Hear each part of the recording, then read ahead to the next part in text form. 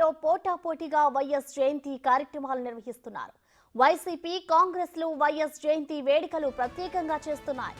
తాడేపల్లిలో వైసీపీ, విజయవాడలో కాంగ్రెస్ కార్యక్రమాలు నిర్వహిస్తున్నారు.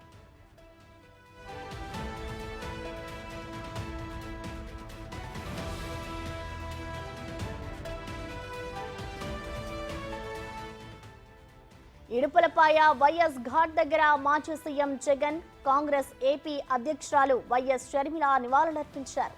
గత కొంతకాలంగా జగన్, షర్మిల ఒకేసారి నివాళులర్పించడం లేదు. ఈసారి కూడా అదే విధంగా నివాళులర్పించారు.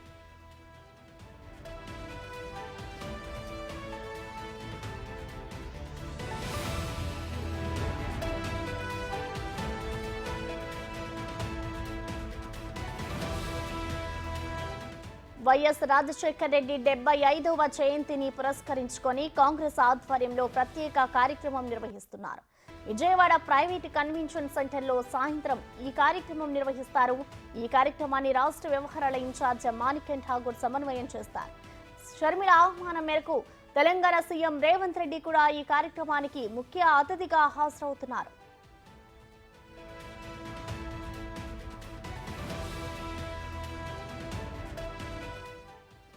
హైదరాబాద్ నుంచి ప్రత్యేక విమానంలో ఇవాళ సాయంత్రం 4 గంటలకు రేవంత్ రెడ్డి విజయవాడ విమానాశ్రయానికి చేరుకొని అక్కడి నుంచి రోడ్డు మార్గంలో వైఎస్ కార్యక్రమ ప్రాంగణానికి వెళ్తారు.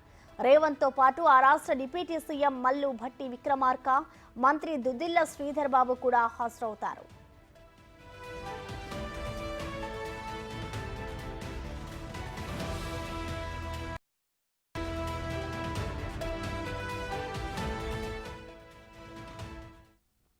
దీనికి సంబంధించిన కంప్లీట్ డీటెయిల్స్ విజయవాడ నుంచి మా ప్రతినిధి శివ లైవ్ లో అందిస్తారు.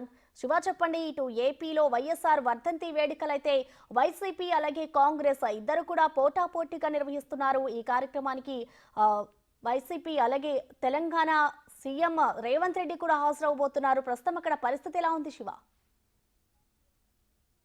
వైఎస్ఆర్ 75వ జయంతి వేడుకలు ఆంధ్రప్రదేశ్ లో అన్నా చెల్లెలు పోటాపోటీగా నిర్వహిస్తున్న పరిస్థితి కనిపిస్తుంది.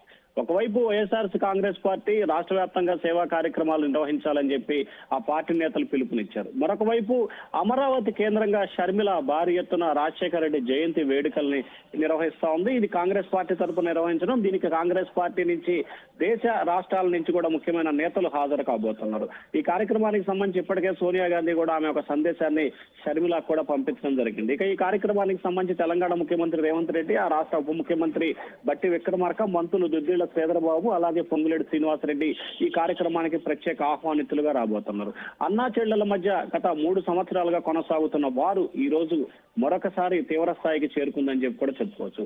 ఆంధ్రప్రదేశ్ లో ఎన్నికల్లో ఘోర పరాజయం తర్వాత ఇటు షర్మిల గాని అటు జగన్ గాని ఇద్దరు కూడా ఓడిపోయారు. కానీ కాంగ్రెస్ పార్టీ ఓడిపోవడం అనేది ఆంధ్రప్రదేశ్ లో బలం లేని పార్టీ కాబట్టి పెద్దగా చర్చలేదు. కానీ వైఎస్ఆర్సీపీ ఆంధ్రప్రదేశ్ లో ఓటమికి మాత్రం, రాయలసీమ ప్రాంతంలో ఓటమికి మాత్రం షర్మిల కీలకమైన పాత్ర పోషించారు. ఈ నేపథ్యంలో ఈ రోజు అన్నా చెల్లెలు ఒకే ప్రాంతాలు ఒకే టైం అక్కడ చేరుకున్నారు. కానీ వేరువేరుగా నివాళులర్పించిన పరిస్థితి అయితే కనిపించింది.